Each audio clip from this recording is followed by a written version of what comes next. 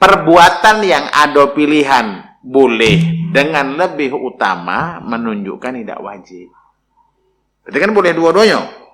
Wudu baik jadi dengan mandi juga lebih afdal. Ini yang dianggap. Tetapi saya ingin menyampaikan dari semua hadis tentang mandi Jumat, ini kasus yang tidak mandi, kasus sahabat ini, itu biasanya memang waktunya tidak memungkinkan. Kasus Utsman bin Affan misalnya, pas Umar bin Khattab khalifah, dia memang waktunya mepet, tidak memungkinkan lagi untuk bermandi. Artinya, kalau kita yang di rumah, yang kesempatan luas, tentu harus kita upayakan manapun dia mandi. Ini dalam pandangan mazhab Syafi'i, pertama mandi Jumat. مولاي صل وسلم دائما أبدا على حبيبك خير الخلق كلهم مولاي صل وسلم دائما أبدا على Bismillahirrahmanirrahim. Assalamualaikum warahmatullahi wabarakatuh.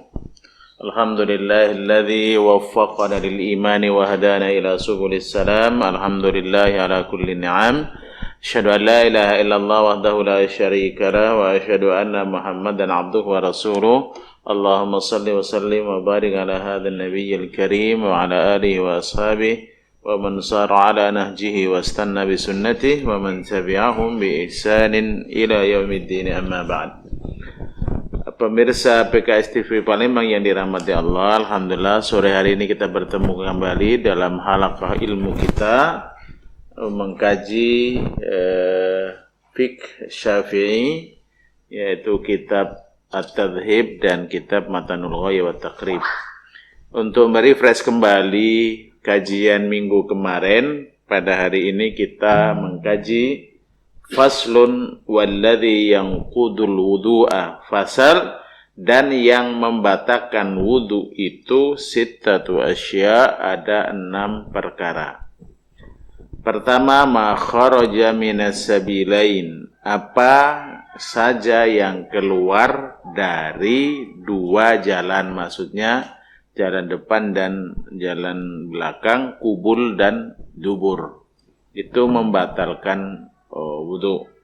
Yang kedua, wan naum ala ghairi hayatil mutamakkin, tidur dalam posisi yang tidak mantap gitu ya, karena pulas benar biasanya dan keluar ya, apa yang pertama makhraja minas sabilain tadi, kalau ghairul mutamakkin itu keluar. Yang berikutnya wazawalul aqli, hilang akal, bisukrin karena mabuk, au maradin atau karena sakit ya. Dasar dalam bab ini tentang yang membatalkan wudu itu dalam surah Al-Maidah ayat 6 ya. Kan auja'a ahadum minkum minal ghaiti aw lamastumun nisaa thumma lam tajidu ma'an fatayammamu sa'idan thayyiban famsahu biwujuhikum wa aydikum, dan seterusnya. Jadi hilangnya akal karena mabuk atau karena sakit. Jadi ini juga ada dalam beberapa hadis, salah satunya hadis riwayat Abu Hurairah diriwayatkan Imam Bukhari. La yaqbalullahu salata ahadikum, Allah tidak menerima salat salah seorang di antara kalian idza ahdatsa, jika dia berhadas, hatta yatawadda, sehingga dia berwudu. Qala rajulun min ahli Hadramaut, ada orang Yaman dari Hadramaut bertanya kepada Rasulullah, mal hadatsu ya kepada Abu Hurairah yang menceritakan hadis ini. Ya Abu Hurairah, apa itu hadas? Dia mengatakan qala fusaun au durat. Fusa itu kentut yang tidak bersuara. Kalau durat itu yang bersuara ya. Nah ini makhraja minas sabilain, membatalkan wudu. Adapun dalil bahwa tidur yang tidak mantap itu membatalkan wudu, itu hadis riwayat Abu Dawud dari sahabat Ali radhiyallahu anhu, dia berkata, qala Rasulullah sallallahu alaihi wasallam, Rasul sallallahu alaihi wasallam bersabda, wika usahil ainan, yang mengikat lupa itu dua mata. Faman nama falyatawadda, maka barang siapa yang tertidur hendaklah dia berwudu, ya. Nah, itu tidur, ya. Itu tidur pulas istilahnya itu, ya. Nah, itu yang hadis yang kedua yang tentang batalnya wudu dari tidur. Kemudian juga yang dikiaskan ke situ adalah hilangnya akal tadi karena sebab mabuk atau sakit, ya. Yang berikutnya yang membatalkan wudu, walam surrajulil mar'atal ajnabiyyata min ghairi hail, laki-laki menyentuh wanita asing tanpa pembatas, ya. Ini di mazhab Syafi'i ihtiyatan, karena mengambil yang paling hati-hati. Dia berpendapat bahwa laki-laki menyentuh perempuan itu batal, ya. Walaupun nanti mazhab yang lain berpendapat tidak, karena asal dari makna la masa itu ya begini. Ini makna aslinya begitu, ya. Adapun makna berikutnya la masa dan seterusnya itu adalah kinayah dari hubungan intim, itu perkembangan makna berikutnya. Yang berikutnya adalah masu farjil adami, menyentuh, ya, atau memegang, ya, menyentuh kemaluan anak Adam atau manusia bi batni kaf. Ini yang disebut kaf bahasa Arabnya. Ini batn. Ini zahirul kaf. Kalau disebut memegang dengan batinul kaf berarti begini. Nah, kalau menyentuh zahirul kaf berarti begini. Nah, ya. Ini kalau memegang kemaluan dengan batinul kaf itu membatalkan wudu, ya.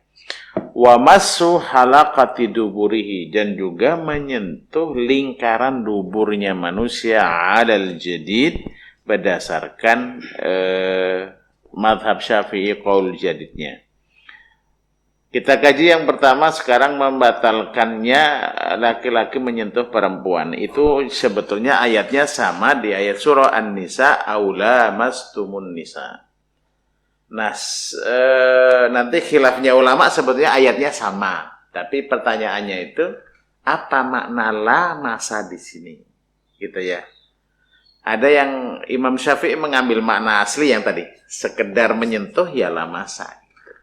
Nah, ulama yang lain itu berpendapat la masa itu dari dua belah pihak, berarti ini kinayah tentang hubungan intim suami istri. Berarti ulama yang mengatakan ini berpendapat tidak. Tapi di mazhab Syafi'i sebagai bentuk kehati-hatian itu membatalkan wudu.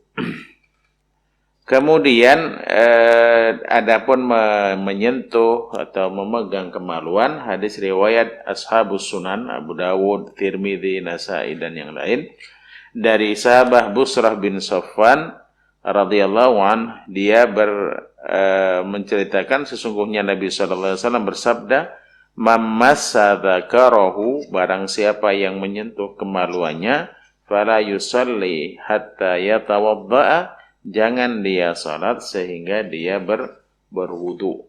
Nah, oleh karenanya ini hadis juga nanti dalam hadis riwayat Nasa'i dan yang lainnya. Begitu juga menyentuh kemaluan orang lain, ya. Itu juga membatalkan wudu. Faslun, basal yang berikutnya adalah walladzi yujibul ghusla, yang mewajibkan mandi, sittatu asya, itu ada 3 hal. Ini saya merefresh dari yang minggu kemarin, ya. Salasatun, 6 itu 3, tashtariku fiha ar-rijal wan nisa, sama di situ berserikat laki-laki dan perempuan, artinya sama. Apa itu? Iltiqaul khitanain, bertemunya 2 alat kelamin, artinya hubungan intim. Yang berikutnya wa inzalul mani, dan mengeluarkan air mani, itu juga mewajibkan mandi. Wal mautu, dan mati. Ya, jadi kematian itu wajib mandi bagi yang mati. Wa thalathatun takhtassu bihan nisa, dan 3 hal yang khusus untuk wanita sebab itu. Apa? Al-haid, itu kalau sudah selesai wajib mandi. Wan nifas, yaitu selesai masa dari melahirkan. Ini kalau umumnya 40 hari. Itu juga setelah nifas selesai wajib mandi. Wal wiladah, dan melahirkan, ya, melahirkan.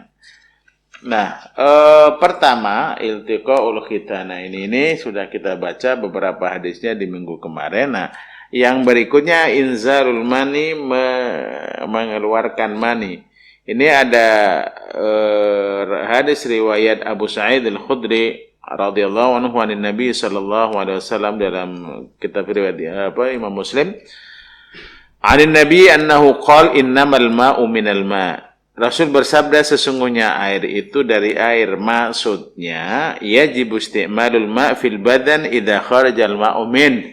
Wajib menggunakan air di tubuh kita jika ada yang keluar air dari tubuh kita. Maksudnya keluarnya mani mewajibkan mandi. Itu maksud dari hadis ini. Hadis ini riwayat Imam Muslim dalam Kitabul Haid bab innamal ma'u minal ma'i. Kemudian ada hadis lain riwayat Imam Tirmidzi, riwayat Ibnu Majah dan yang lain, itu mani. Jadi mewajibkan mandi. Yang ketiga yaitu al-maut, meninggal. Nah, adapun meninggal ini, ya, ada hadis riwayat Imam Bukhari Muslim dari Ummu Athiyyah Al-Ansariyah, qalat dakhala alaina Rasulullah sallallahu alaihi wasallam hina tuwfiyat ibnatuhu. Rasul sallallahu alaihi wasallam masuk kepada kami, maksudnya mendatangi rombongan kami pada waktu itu meninggal anaknya, ya. Anak Rasul sallallahu alaihi wasallam, saya lupa ya, apa Ruqayyah apa siapa begitu anaknya.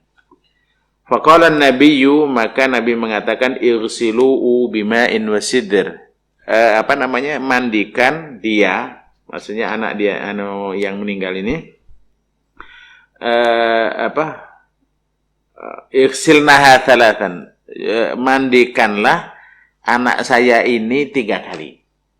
Ya, berarti meninggal sebab wajib mandi. Dalam hadis riwayat Imam Bukhari dan Muslim yang lain, dari Ibnu Abbas radhiyallahu anhuma, anna rajulan waqasahu ba'iruh. Ada seseorang yang meninggal itu terinjak oleh ontanya. Berarti dia jatuh terinjak oleh ontanya. Dasahu qasa. Wa nahnu ma'an nabi wa huwa muhrim. Pada saat itu dia sedang berihram. Faqala Nabi, maka Nabi sallallahu alaihi wasallam bersabda, "Igsiluhu bima'in wa sidr." Mandikan dia dengan air dan sidr. Sekarang terkenal ya, pohon sidr, bidara Arab. Bidara Arab ya. Ini di Indonesia mulai ada yang nanam. Wa kafinuhu fi thawbaini, dan kafanilah dia dalam 2 pakaian. Ini hadis riwayat Imam Bukhari. Waqasahu itu artinya romahu wadasa unuqah.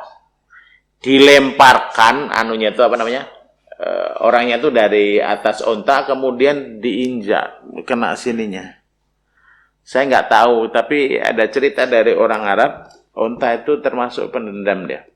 Jadi kalau dia harus dizalimi, suatu saat dia akan mengincar kesempatan dia membalas.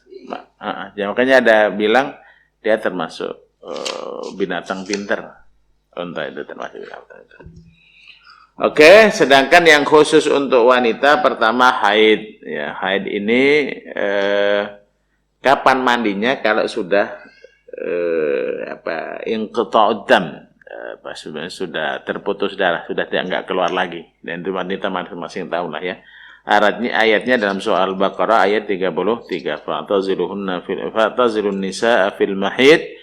jauhilah wanita-wanita itu pada saat dia haid, wala taqrabuhunna hatta yadhhurna, dan janganlah kamu mendekati mereka sampai mereka bersuci. Fa idza tatahharna, jika mereka sudah bersuci, fa'tuhunna min haitsu amarakumullah, maka datangilah mereka dari dari mana diperintahkan oleh Allah. Sesungguhnya Allah mencintai orang-orang yang bertaubat dan mencintai orang-orang yang bersuci. Jadi wala taqrabuhunna itu artinya wala tujami'uhun, jangan menggaulinya, ya, istrinya, ya, maksudnya.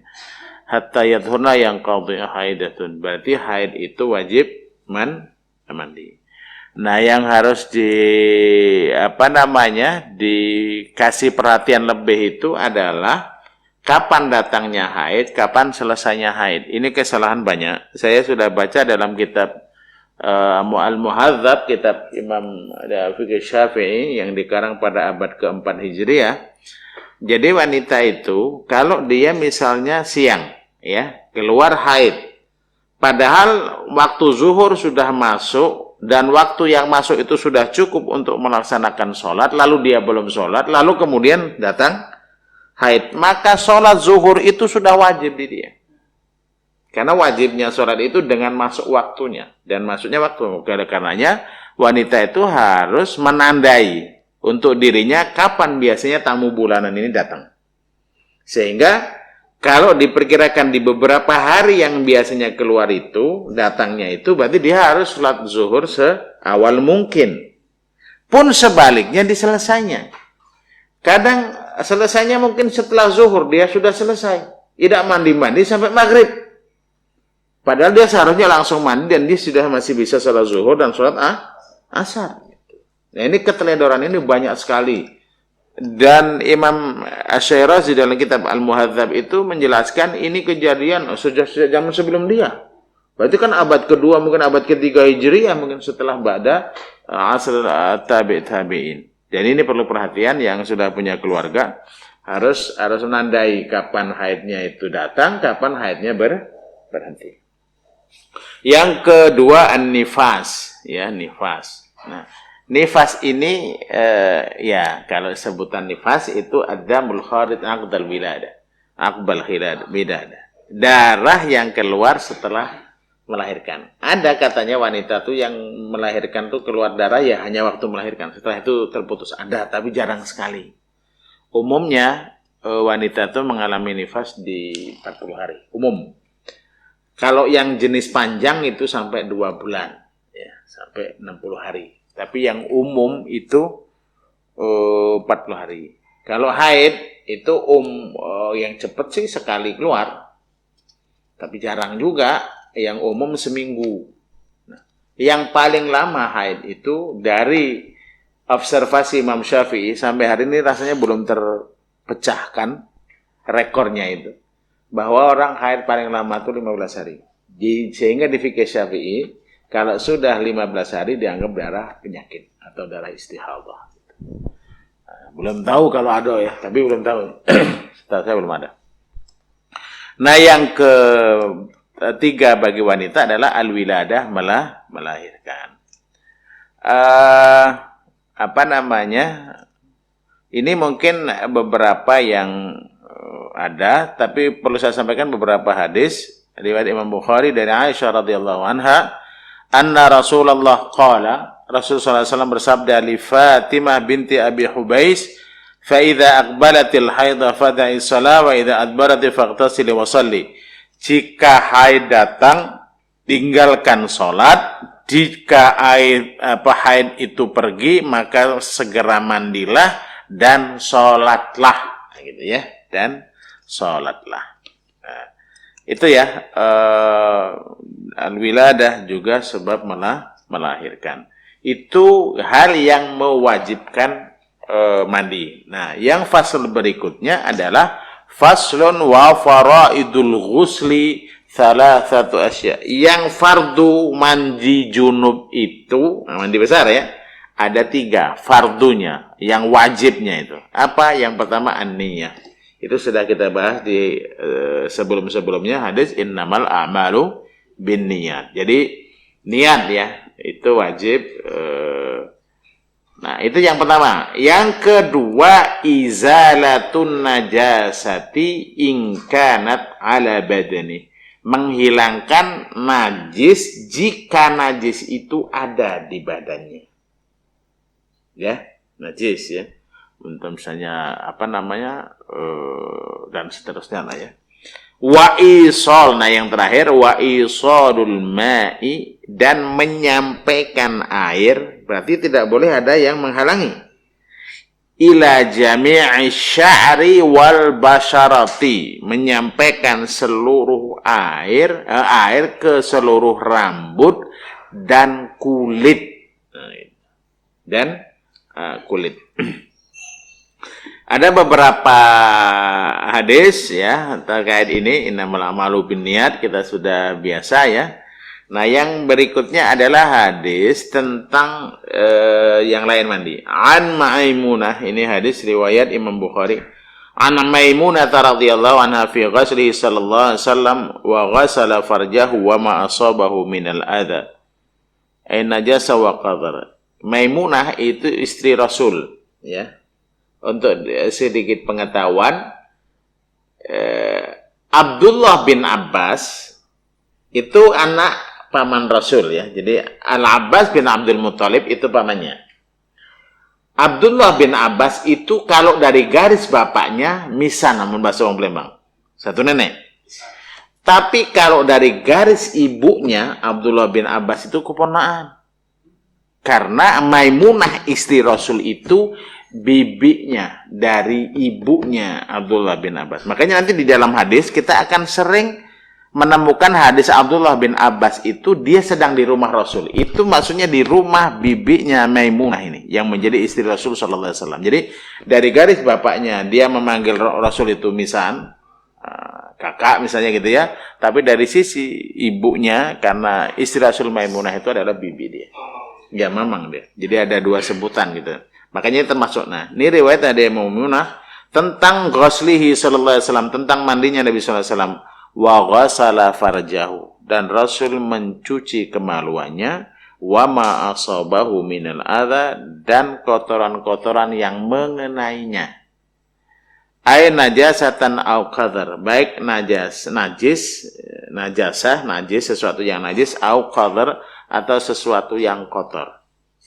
Wa sahhaha an-Nawawi rahimahullahu fi kutubihi annahu yakfi fi izalati ghaslah rafil hadath. Imam Nawawi mengatakan, mensahihkan di semua kitabnya bahwa sesungguhnya cukup untuk menghilangkannya itu, menghilangkan najasah tadi, ghaslata rafil hadath, mencuci untuk mengangkat hadas. Wa huwal mu'tamad, dan itulah yang dipegangi. Fatakunu izalatul qadar qabla ifadatil ma'i sunnah. Maka menghilangkan kotoran sebelum meratakan air ke seluruh tubuh itu hukumnya sunnah. Nah, kita kebanyakan ini nanti kan ada kebiasaan yang lain. Dari Aisyah radhiyallahu anha, anna nabiyya kan, dari Aisyah radhiyallahu anha istri yang lain lagi, sesungguhnya Nabi sallallahu alaihi wasallam kana idza ightasala minal janabah. Adalah Rasulullah sallallahu alaihi wasallam jika dia mandi dari jinabah, maksudnya mandi besar, bada'a faghasala yadayhi, Rasul memulai dan dia mencuci kedua tangannya. Tsumma yatawaddau kama yatawaddau lis-shalah. Dengerin ya.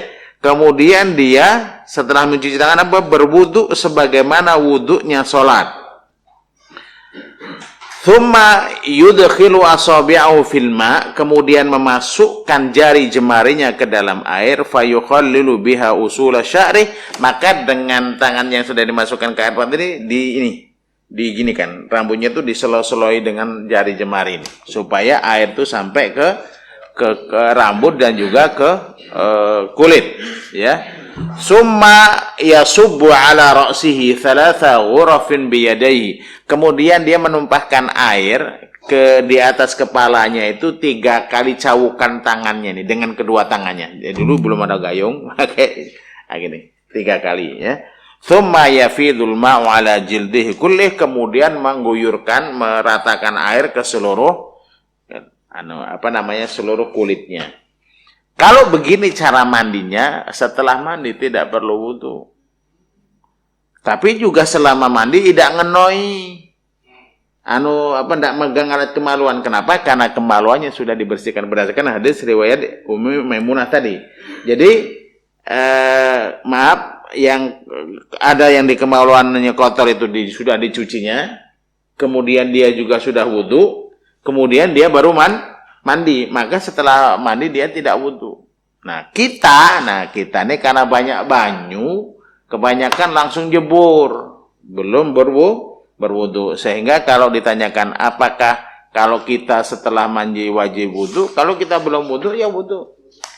Walaupun ada yang berlogika begini, yang hadas besar aja sudah suci, kan mesti hadas kecil juga gak suci gitu.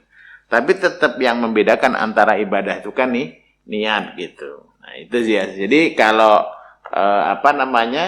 seperti yang umumnya kita praktekkan ya setelah mandi berarti wudu. Kalau hadisnya itu wudu dulu baru mandi. Tapi selama mandi tidak juga lagi mencuci bagian yang menyebabkan batal wudu.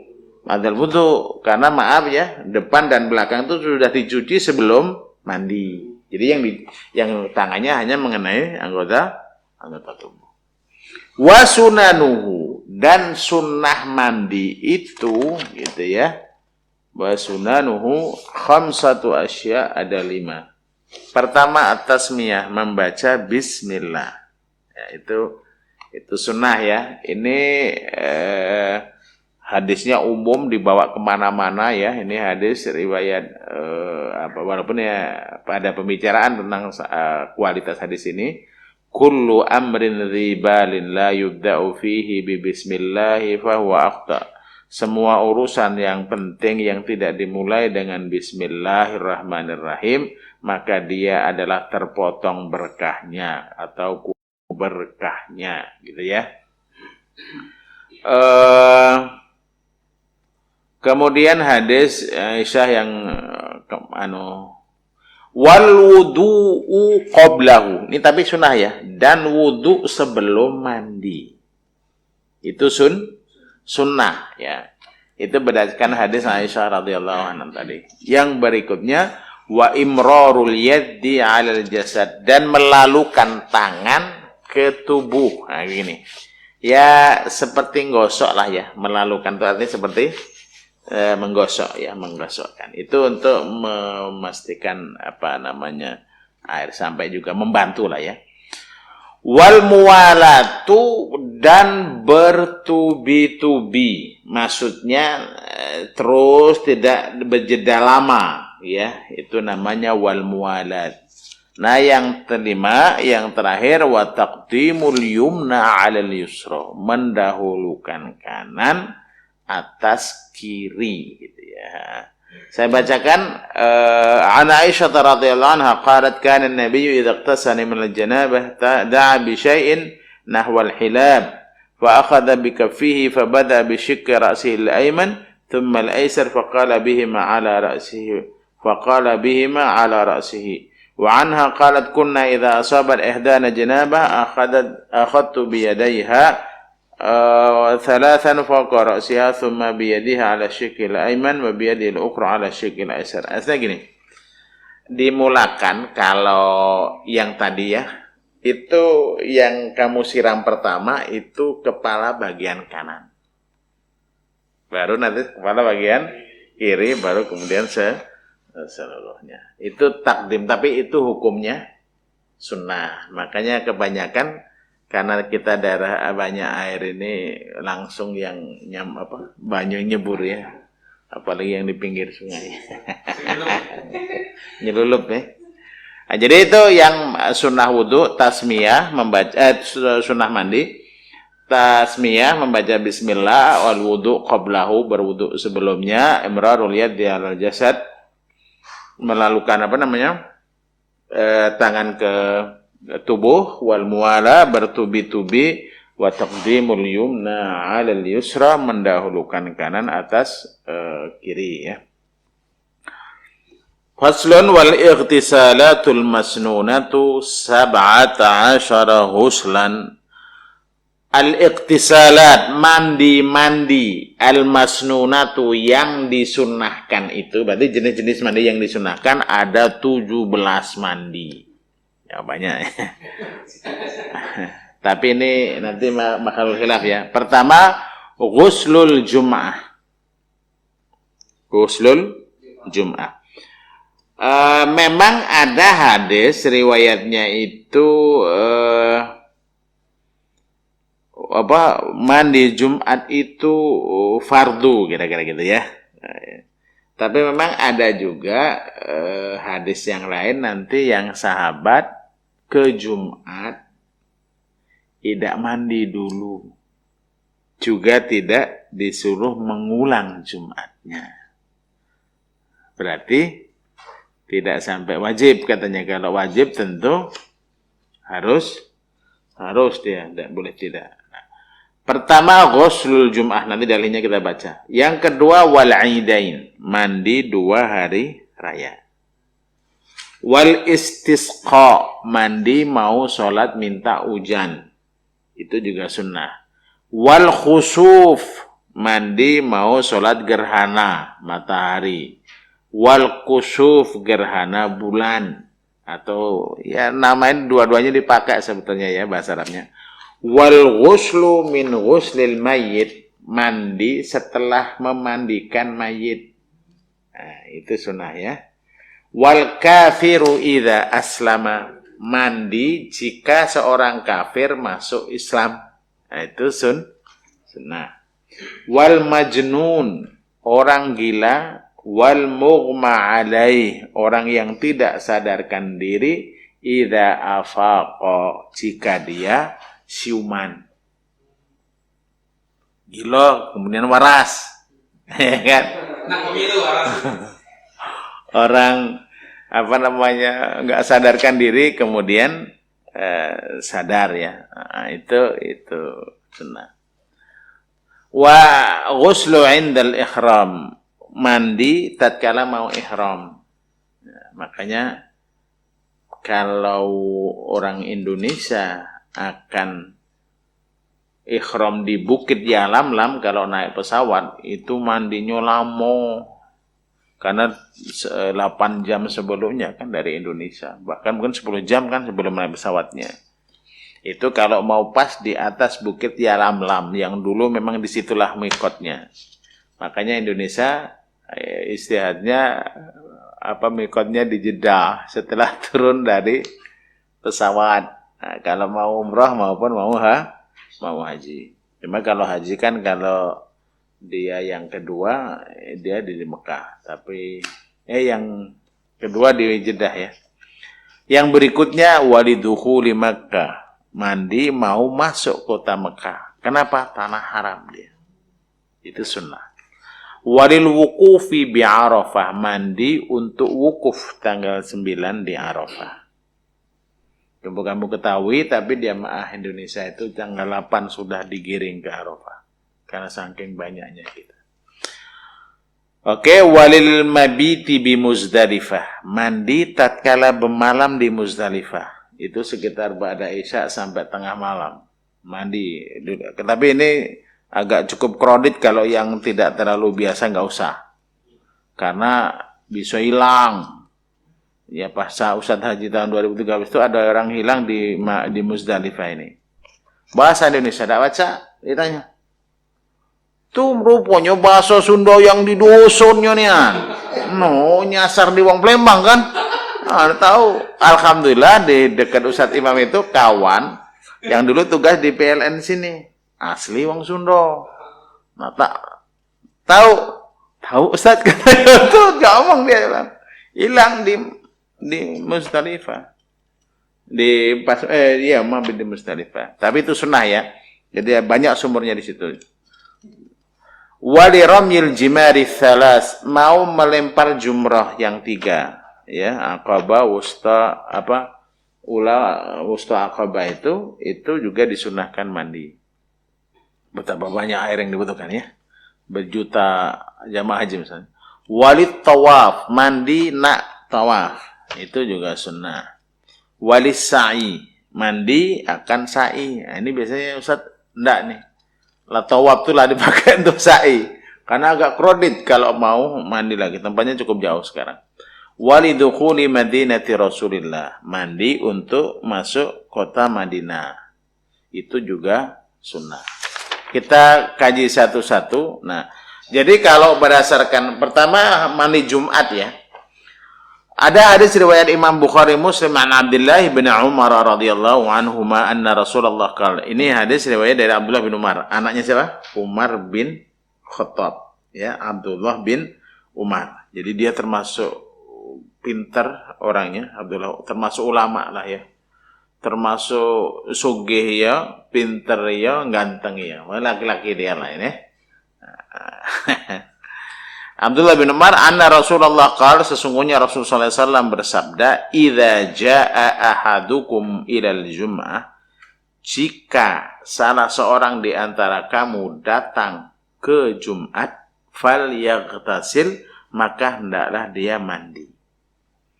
Wali Muslimin, dan dalam lafaz Imam Muslim, arada ahadukum ayyatiya. Ada lafadznya bukan idza jaa, tapi idza arada ahadukum ayyatiya. Jika salah seorang di antara kamu ingin mendatangi.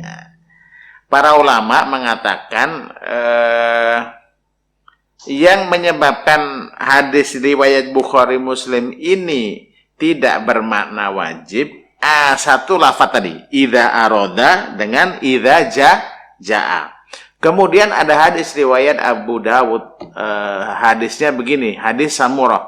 Qala Rasulullah sallallahu alaihi wasallam, Rasulullah sallallahu alaihi wasallam bersabda, man tawaddaa yaumal jumu'ati fabiha wa ni'mah. Barang siapa yang berwudu saja di hari Jumat, tidak apa-apa. Waman ightasala fal ghuslu afdal. Barang siapa yang mandi, mandi lebih utama. Nah, perbuatan yang ada pilihan boleh dengan lebih utama menunjukkan tidak wajib. Berarti kan boleh dua-duanya. Wudu baik jadi, dengan mandi juga lebih afdal. Ini yang dianggap. Tetapi saya ingin menyampaikan dari semua hadis tentang mandi Jumat, ini kasus yang tidak mandi, kasus sahabat ini, itu biasanya memang waktunya tidak memungkinkan. Kasus Utsman bin Affan misalnya, pas Umar bin Khattab khalifah, dia memang waktunya mepet, tidak memungkinkan lagi untuk bermandi. Artinya, kalau kita yang di rumah, yang kesempatan luas, tentu harus kita upayakan manapun dia mandi. Ini dalam pandangan mazhab Syafi'i, pertama mandi Jumat. Yang kedua mandi Idain. Akhraja Malik fil Muwatta. Imam Malik dalam kitab Al-Muwatta mengeluarkan hadis dalam bab Kitab Al-Idain, bab al-amalu fi ghusl al-idain wan nida'u fihi wal iqama, anna Abdullah bin Umar kan, bahwa Abdullah bin Umar adalah dia kana yaghtasilu yaumal fitr. Dia mandi hari raya Idul Fitri. Qabla ayaghdwa ilal musalla, dan sebelum dia berangkat ke musalla. Wa qisa bi yaumil fitri yaumul adha, dikiaskan, dianalogikan dengan hari Idul Fitri, Idul Adha. Ini kenapa ilal musalla? Jadi musalla itu kalau zaman Rasul lebih luas dari masjid. Tanah lapang, tulang musalla. Kita sekarang mengalami penyempitan makna dalam bahasa Indonesia, musalla lebih kecil. Makanya kalau dalam hadis kita membaca sholat id itu ilal musalla, bukan musalla cak itu tanah lapang. Ini provinsi mungkin di Indonesia yang kebanyakan sholat idnya kalau di kota itu di tanah lapang, itu di Sumatera Barat. Jadi itu di lapangan luar biasa, Mang. Jadi masjid besar sekalipun yang enggak sholat idnya di situ, di tanah lapang dia. Nah, saya pernah beberapa kali dulu waktu sekolah di sana ikut sholat begitu. Ya, ilal musalla. Makanya musalla lebih besar dari masjid ya kalau asalnya ya. Cuma sekarang lebih. Ya kan dalam bahasa kita ada istilah penyempitan makna apa. Kemudian yang ketiga mandi untuk sholat istisqa, sholat gerhana. Ini sebetulnya kata ulama tidak mendapatkan dalil naklinya, tapi ini dikiaskan ke Idul Fitri. Karena untuk beribadah. Karena artinya kira-kira karena mau menghadap Allah di ibadah yang tidak setiap hari, tentu persiapan lebih sempurna itu disunahkan ya secara umum. Kemudian al-ghuslu ba'da ghuslil mayyit. Mandi setelah kita memandikan mayit. Untuk antum ketahui sebetulnya yang afdol memandikan mayit itu siapa? Kerabatnya. Kenapa? Untuk menutup aib. Dulu Ustaz Imam termasuk yang agak berusaha keras waktu almarhum paman adik ibu saya meninggal. Karena di dusun kami ini terbiasa lekau umak memandikan bapak-bapak. Iya, ya sebetulnya itu bukan jorok ya. Kalau secara kebaikannya tuh dia semangat beramal soleh dengan memandikan mayit. Cuma karena pengetahuan fikih yang terbatas dan denjuk tadi kan tidak boleh sebetulnya. Yang boleh lanang betina ini satu keluarga, kerabat, kedua suami, istri boleh. Tapi kalau orang lain tidak boleh. Itu sebetulnya rahasianya supaya sirul kitman. Apa kitmanus sir? Menyembunyikan aib lah ya. Kebiasaannya haram. Jadi menyebarkan aib almarhum mayit itu tidak boleh. Tidak boleh. Makanya saya dulu berceramah untuk minggir yang bukan keluarga. Ditutupi dengan kain. Cuma bertahan 5 menit. Udah tuh meladuk gitu. Ya karena belum tahu kan namanya. Jadi ini memang masih banyak fikih yang harus dikasih tahu. Kerabat. Jadi sebetulnya ini yang harus disadari oleh masyarakat, para pemirsa PKS TV Palembang, bahwa sebetulnya yang nyolati, yang mandikan itu keluarga. Ustaz Imam di Masjid Al-Karim ini, kalau ada jenazah, misalnya siap disolati, saya akan tanya, ini ada nggak nih keluarganya yang bisa ngimamin? Entah anaknya, entah ponaknya, entah pokoknya keluarga. Kalau ada kamu lebih afdol ngimamin, bukan Ustaz Imam, bukan. Nah, kalau dia mengatakan, enggak Ustaz, kami minta Ustaz Imam yang nyolatkan, baru saya ngimamin. Karena itu fikihnya begitu. Nah, kan kalau katakanlah mungkin tidak cak kiai nian ya, tidak pula pinter nian, tapi kalaulah pancak ngimamin, ada kesan mak manupun. Kamu misalnya nyolat jadi imam, meninggalnya mamang. Cukup lumayan mengingatkan kematian itu. Dan bahwa kamu juga ngurusi keluarga itu. Jadi sebetulnya jangan diterjemahkan kalau uang tidak galak mandikan, air tidak galak lagi bantu aku. Bukan, justru memang sebetulnya yang afdal siapa? Keluarga. Ini karena memang almarhum itu biasanya ya ada saja ya aib dan seterusnya. Maka Ustaz Imam itu dalam konteks mayit ini termasuk hati-hati. Dulu Anda pernah waktu di Lampung ya, adik kelas, kakaknya meninggal dalam suatu peristiwa kecelakaan. Sebetulnya ibu teman saya itu mau nanya dengan Ustaz Imam tentang beberapa fikih. Tapi lah dijawab oleh kiai blok situ ya. Jadi saya tanya, enggak Bu, kalau sudah ada yang jawab, aku tidak jawab. Jangan pula kiai perang fatwa pula kayak ini. Nah, ya, berarti dia sudah yang menjawabnya. Aku tidak lagi. Gitu. Itu ya. Jadi mandi dari memandikan mayit itu hukumnya sunnah. Ya. An Abi Hurairah radhiyallahu anhu an Nabi sallallahu alaihi wasallam, hadis riwayat Abu Daud, qala man ghassala maitan falyaghtasil. Barang siapa yang memandikan mayit, falyaghtasil, maka hendaklah dia mandi. Wa man hamalahu falyatawadda. Barang siapa yang membawa mayit, hendaklah dia berwudu. Di kota itu karena biasanya agak jauh kan pakai apa? Mobil ya. Kalau Ustaz Imam bermasyarakat di desa dulu sudah yang namanya apa? Membawa mayit itu. Dan subhanallah satu hal yang saya heran itu, kalau saya ikut bawa, saya bisa berjalan itu secepat mereka. Tapi kapan digantikan kawan, kita tertinggal. Ya kan? Artinya terdorong oleh tadi, itulah subhanallah di antara sana. Jadi kalau yang membawa apa tadi? Hanya berwudu. Hadis riwayat Abu Dawud dalam kitab Al-Janaiz bab fil ghusli min ghuslil mayit. Juga hadis ini diriwayatkan Imam Tirmidzi. Kemudian ulama mengatakan wasarafahu 'anil wujubi khabarul hakim. Yang memalingkan hadis di atas dari bermakna wajib itu adalah hadis riwayat Imam Hakim wa sahahahu wa faqad Dhahabi. Ini berarti hadis dimuat oleh Imam Hakim dalam kitab Al-Mustadrak al-Sahihain. Laisa 'alaikum fi ghasli mayyitikum ghuslun idza ghassaltumu. Tidak wajib atas kalian dalam memandikan mayit di antara kalian itu mandi jika kamu memandikan mayit itu. Fa inna mayyitakum laisa binajis, karena mayit kalian itu bukan najis. Fa hasbukum an taghsilu aydiyakum, maka cukuplah bagi kalian mencuci tangan-tangan kalian. Ini yang di sebelumnya sudah kita sampaikan ya, waktu yang semua jildul mayitah itu najis dan seterusnya bisa suci di sama kecuali anjing dan babi dan seterusnya.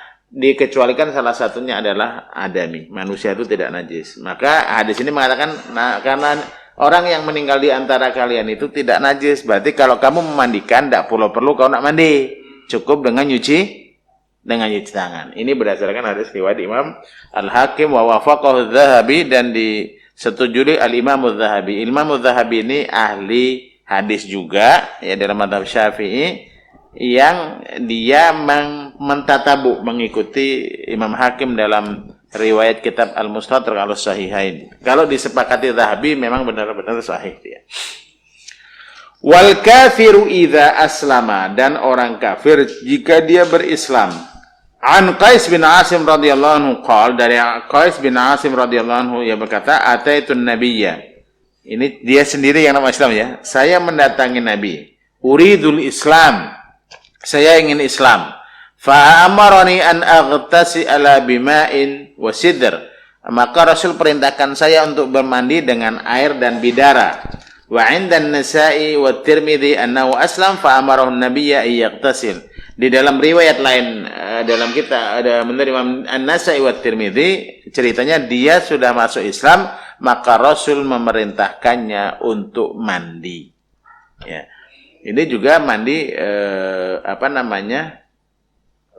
sunnah ya, orang yang masuk Islam.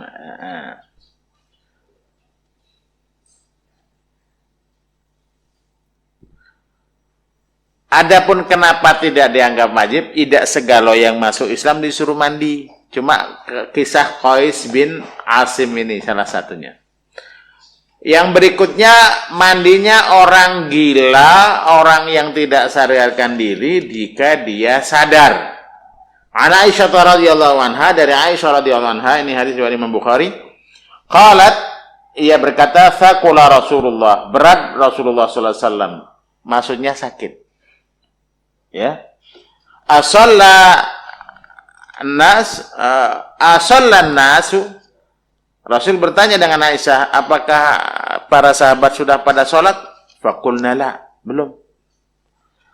Hum yantadhirunaka ya Rasulullah. Mereka menunggumu ya Rasulullah. Faqala da'u liya ma' fi mikhdab. Letakkan untukku air di mikhdab. Ya, mikhdab itu wadah, ya. Biasanya untuk wadah untuk nyuci pakaian ya, mikhdab. Qalat fa fa'alna, kata Aisyah, lalu kami laksanakan apa yang dia perintahkan. Faghtasala, maka Rasulullah mandi, thumma dhahaba liyanu'a, kemudian dia akan bangkit, fa ughmi alaih, lagi tidak sadar lagi, berarti sakitnya sakit parah. Thumma afaqa, kemudian Rasul sadar, faqal, Rasul bertanya dengan Aisyah, asallan nas, apakah orang-orang sudah pada sholat? Qala qulna la, belum ya Rasulullah. Hum yantadhirunaka ya Rasulullah. Mereka menunggumu ya Rasulullah. Rasul minta lagi, da'u lima'an fi mikhdab. Beri saya air dalam wadah. Gitu ya. Qalat fa fa'alna faqtasala thumma dhahaba fa, artinya bolak-balik dia enggak bisa. Setelah mandi pun dia tidak sadarkan diri lagi. Nah, ini sedikit menambahin cerita. Jadi ini adalah menjelang Rasul meninggal. Ini yang nanti masyarakat berimam dengan siapa? Abu Abu Bakar.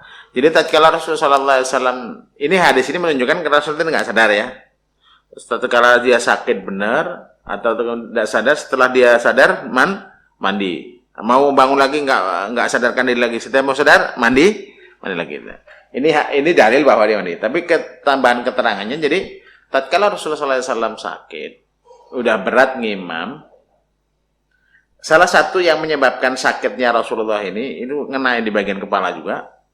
Itu Rasul pernah diracun oleh wanita Yahudi yang diinjuk makanan sempong kambing bagian depan. Karena hobinya Rasulullah SAW itu. Ini sahabat yang ikut makan dengan Rasulullah langsung mati. Oh iya, sekaligus mati. Makanya wanita Yahudi akhirnya dibunuh juga dia. Karena dia membunuh para sahabat. Nah, Rasul dilindungi oleh Allah, Rasul itu tidak mati. Tapi bekas efek dari makan kambing yang diracun itu termasuk yang sampai di kemudian hari. Rasul memerintahkan untuk ngimam sholat itu Abu Bakar. Nah, tatkala sahabat menerima pertama perintah Rasul untuk ngimam karena dia sakit parah itu, ada wong karena Abu Bakar sedang tidak di tempat, nyuruh Umar ngimam. Ternyata Rasul tidak berkenan kecuali Abu Bakar. Nah, Rasul mengatakan dengan istri-istrinya yang anaknya Abu Bakar, salah satunya Aisyah, agar Abu Bakar jadi imam. Aisyah itu ngomong, ya Rasul jangan perintah bapak. Bapak itu wongnya lembut. Maca Quran tidak lama mesti nangis. Perintah ke yang lain baik. Tidak, pokoknya Abu Bakar. Nah, sampai 3 kali. Rasul itu ngomong, Abu Bakar, la yardallahu wa rasulullah Abu Bakar. Allah dan Rasulnya tidak ridha ketua Abu Bakar. Masih ngusul lagi Aisyah nih. Rasul marah, antun nasawahibu Yusuf. Kau tuh cak dolor-dolor Yusuf baik. Saya bahasa Palembang ya. Cak tidak senang dengan Abu Bakar nih. Cak dolor Yusuf tidak senang dengan Yusuf. Akhirnya Abu Bakar ngimam. Umar bin Khattab marah dengan yang nyuruh dia. Sahabat yang nyampaikan agar dia ngimam tadi. Kalau aku tahu bahwa Rasulullah tidak berkehendak kecuali Abu Bakar, ngapa kau nyampaikan kalau aku suruh ngimam? Marah Umar bin Khattab dengan Abu Bakar. Artinya inilah yang kemudian menjadi dalil dari ahli sunnah wal jamaah bahwa Abu Bakar itu memang adalah pemimpin setelah Rasulullah SAW. Ya, jadi dia ini sahabat yang sangat dekat sekaligus mertuanya gitu ya. Tapi memang dia sangat dekat. Ya, yang menemani Rasulullah SAW berhijrah juga Abu Bakar, bukan yang lain. Itu menunjukkan bahwa isyarat ilahiyah bahwa Abu Bakar menjadi pemimpin. Oke ya, jadi sakit. Makanya Rasul Aisyah itu pada hari di mana Rasul juga sakit tuh Aisyah sakit juga kepala. Jadi Aisyah mengatakan, ya Rasulullah wa ra'sa. Itu kalau dalam bahasa nahwu namanya nudbah. Wa ra'sa, ya Allah. Kira-kira bahasa kita memang, ya Rasul, aku sakit kepala nih, ini. Rasul mengatakan, bala ana wa ra'sa ya Aisyah. Justru saya yang sangat sakit kepala. Gitu ya. Nah, ini jadi ini kejadiannya beberapa kali ini kalau orang tidak sadarkan diri, kalau dia sadar disunnahkan mandi. Tapi ini peristiwa menjelang Rasulullah SAW meninggal dunia ya, wa ra'sa. Kemudian, nah berarti dikiaskan majnun. Apa itu orang gila. Waqisa bil igma'il junun. Kenapa? Karena orang gila itu, makanya orang gila itu kalau gila benar tapi ya, bukan gila dianggap gila, bukan. Gila benar. Gila benar itu, dia tidak ghair mukallaf. Dia tidak terkena kewajiban ibadah. Karena akalnya hilang. Mana tuh taklif, gantungan taklif kewajiban ibadah itu wujudul akal, ada berakal. Jadi kalau zalal aqlu, kalau akalnya sedang hilang karena tidak sadarkan diri, memang tidak wajib. Jadi kalau orang 24 jam tidak wajib, ya berarti tidak wajib selain waktu kan 24 jam dia tidak sadarkan diri. Mungkin agak pikir apa ada sakit menyebabkan tidak sadarkan diri yang kayak Rasulullah? Ada, saya pernah ngalami. Saya ngalami sakit gigi waktu masih bujang dulu. Saya memaksakan sholat subuh itu berdiri. Saya jatuh. Saya tidak sadarkan diri. Walaupun hanya sekitar 10 menit lah mungkin ya. Tapi cukup lumayan juga kalau orang melihat ada orang udah sadar kan mesti ada itu. Nah, itu disunahkan mandi.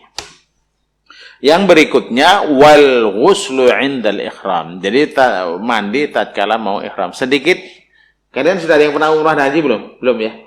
Nah, jadi kalau umrah itu kalau ada dua penerbangan, apakah ke Madinah dulu, apakah ke Mekah dulu. Kalau kalian ke Mekah dulu, nah kalian ihramnya di King Abdul Aziz Airport International Airport. Di Jeddah ya, di Airport King Abdul Aziz.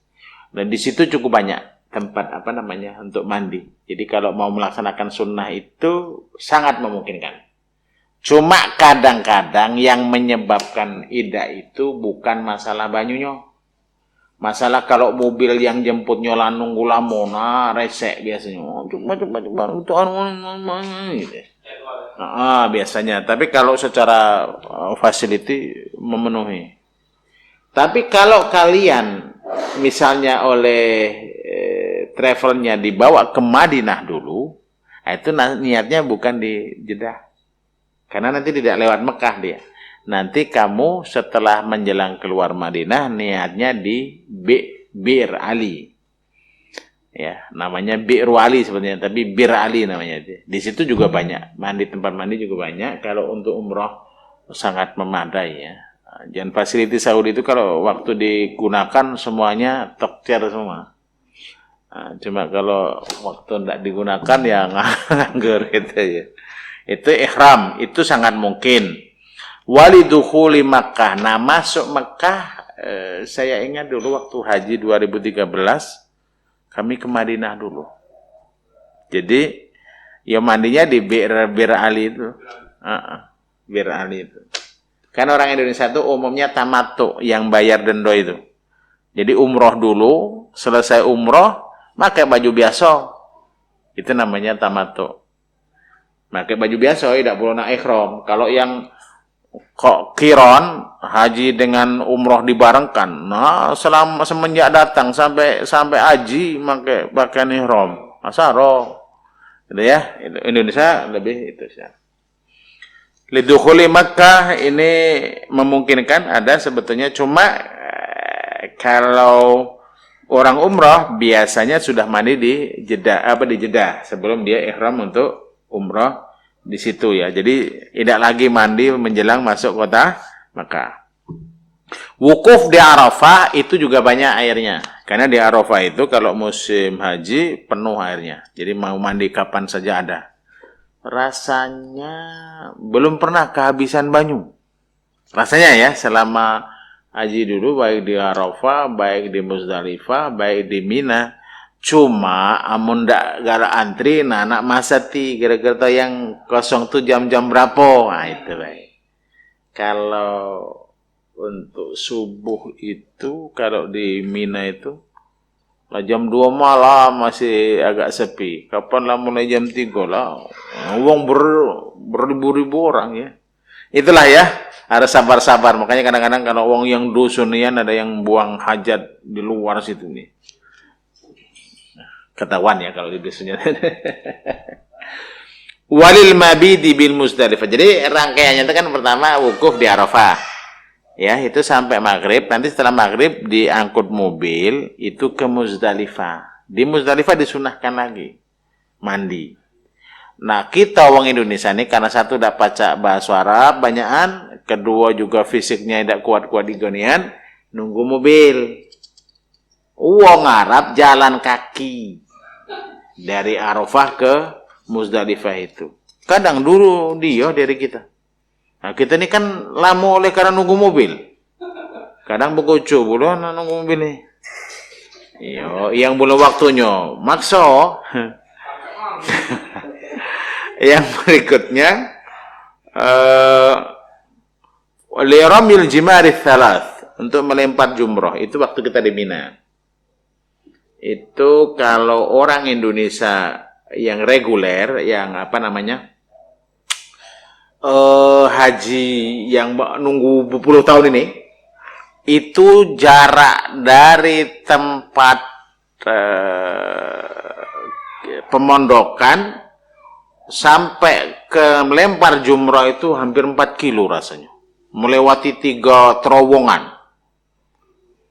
PP 8 kilo berarti. Berangkat 4 kilo tuh. Cuma cara wong banyak ya, jadi ya, walaupun capek tuh ada kawan istilahnya tuh. Itu kalau yang biasa. Jadi artinya antum mandi untuk persiapan melempar jumrah itu ya berkeringat. Ya, berjalan 4 kilo. Kan ada orang keringat. Itu padahal sepanjang terowongan itu semuanya kipas angin yang besar itu, yang agak dingin itu. Tapi ya tetap bahaya. Ya. Kemudian walid tawaf. Mandi untuk tawaf. Ini bisa dilakukan di hotel ya. Kalau umrah masih bisa di hotel.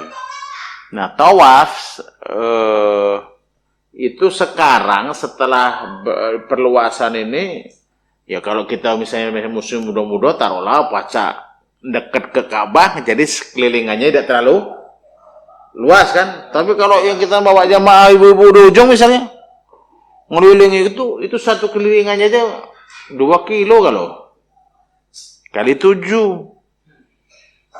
yang 14 cetok keringatan kan. Nah, sebenarnya disunahkan lagi untuk mandi, makanya lisai. Tapi kalau sa'i biasanya tidak, ya pakai mandi tawaf lah ya biasanya. Jadi kalau secara fasilitas luar biasa. Nah, yang terakhir lidukhuli Madinati Rasulullah SAW, mandi untuk masuk kota Madinah. Itu tanah haram. Jadi tanah haram itu disebut al-haramu al-mana. Apa itu dilarang? Itu dicegah. Makanya kota haram disebut haram itu kan tidak boleh bunuh binatang di situ, tidak boleh apa? Banyaklah tidak boleh pohonan di situ dan seterusnya. Bagi orang yang sedang berikhram gitu ya. Nah, inilah al-masnuna. Di sana sini ada khilafnya ya tentang ini, tapi inilah yang dalam mazhab Syafi'i al-iqtisadatul masnuna ada 17. Saya kira ini untuk hari ini yang bisa disampaikan. Apakah ada pertanyaan? Ada, Ustaz. Monggo. Kau bacakan. Ini sebenarnya terkait ke wudu, Ustaz. Nah. Jadi kan sekitar 2 tahun yang lalu pertama kali naik gunung, Ustaz ya. Iya. Kan situasinya kondisi dingin gitu, Iya. Ustaz. Jadi ada kakak tingkat yang menyampaikan, katanya tolong sebelum kita naik karena kondisi dingin, silakan untuk berwudu karena nantinya kalau kita saat masuk waktu sholat, itu kan di jalan, kita tidak perlu lagi lepas sepatu untuk wudu. Apakah bisa boleh demikian, Ustaz? Jadi gini, itu sebetulnya akan ada kajian setelahnya, setelah bab ini ya. Tapi saya nggak apa-apa saya sampaikan. Jadi kalau orang sedang safar itu berjalanan ya, entah naik gunung, entah apa, intinya tidak sedang mukim di rumah. Itu bisa yang disebut al-mashu 'alal khuffain. Apa itu? Jadi kau berwudu, oke, sudah suci kan? Nanti kamu pakai sepatu, kan dalam kondisi suci. Kalau nanti misalnya di jalan langsung sholat tanpa nyopot sepatu boleh dengan wudu tadi. Kalau kamu batal, kamu kan wudu lagi. Nah, kamu tidak perlu melepas sepatu. Kau yang bagian sepatu itu yang kau usap. Itulah namanya al-mashu 'alal khuffain. Cuma bagian situ yang diusap. Anggota tubuh wudu yang lain dicuci. Nah, pertanyaannya, yang pojok apa yang bawah yang diusap? Yang bawah yang tidak katanya usap sepatu. Nah, yang diusap yang pojok apa yang bawah sepatu? Yang ini bagian sepatu sepatu pojok ya wae, bukan bawah pulau Wah, itulah dulu zaman Ali bin Abi Thalib ada bertanya, kok Islam tidak masuk akal katanya. Memang tidak semuanya aklian. Kalau lah Islam ini segalanya masuk akal, kau ngapo kentut belakang yang cuci muka? Ya kan? Mestinya yang dicuci kan yang barang keluar ini. Nah, itu berarti tidak semuanya, tetapi secara umum aklian. Makanya kalaulah agama itu semuanya menurut rasio kita, bab khuf ini, sepatu ini, yang rentan kotor, yang bawah, yang pojok. Mestinya yang bawah yang rusak. Tidak, itulah kemudahan yang diberikan oleh Allah. Jadi boleh benar namanya almas walal khufain. Tapi untuk orang yang safar itu boleh 3 hari 3 malam. Tapi wong yang di rumah, misalnya kondisi dan seterusnya, misalnya susah ya, hanya boleh sehari semalam. Ya, itu termasuk madzhab Ahlussunnah wal Jamaah yang membolehkan al-mashu 'alal khuffain, mengusap katakanlah penutup kaki lah ya, sepatu lah kalau kita sekarang. Tapi ingat ya, sepatu yang menutup mata kaki. Bukan sepatu parlente, bukan. Yang tidak nutup mata kaki. Ya, itu kalau dulu enggak. Dulu hanya al-khufnya itu yang disebut khuf itu sepatunya itu. Tapi tentu kita kalau sekarang tidak pakai kan berat juga ya. Tetap enak yang pakai kaos kaki kan. Al-khuffai. Wallah. Ini kita streamingnya ada langsung. Ada kata tanya. Kalau ada. Kalau ada dari pemirsa ada. Tulisannya Habis ya. Ini ada sponsor Gitu ya. sebut dulu ya. Ya. Oh iya. Alhamdulillah hari ini kita mendapatkan infak dari sponsor kita. Ini Brownut. Berarti brownies plus donat. Ya. Jika penasaran dengan rasanya, jangan buka Google tapi bukalah kotaknya lalu nikmati. Mudah-mudahan yang punya usaha ini Allah mudahkan ya. Dan kita semua yang hadir dalam kajian ini difahamkan. Jadi itu yang saya sampaikan pada sore hari ini tentang fikih Syafi'i dari kitab Manhajul Ghayah wa Taqrib, sekaligus dibaca sebagian dari At-Tadhhib fi Adillati Manhajul Ghayah wa Taqrib. Mudah-mudahan bermanfaat. Mohon maaf jika ada kekurangan dalam penyampaian di sana sini. Kepada Allah saya mohon ampun. Mudah-mudahan kita bertemu lagi di minggu yang akan datang. Saya akhiri wabillahi taufiq hidayah. Assalamualaikum warahmatullahi wabarakatuh.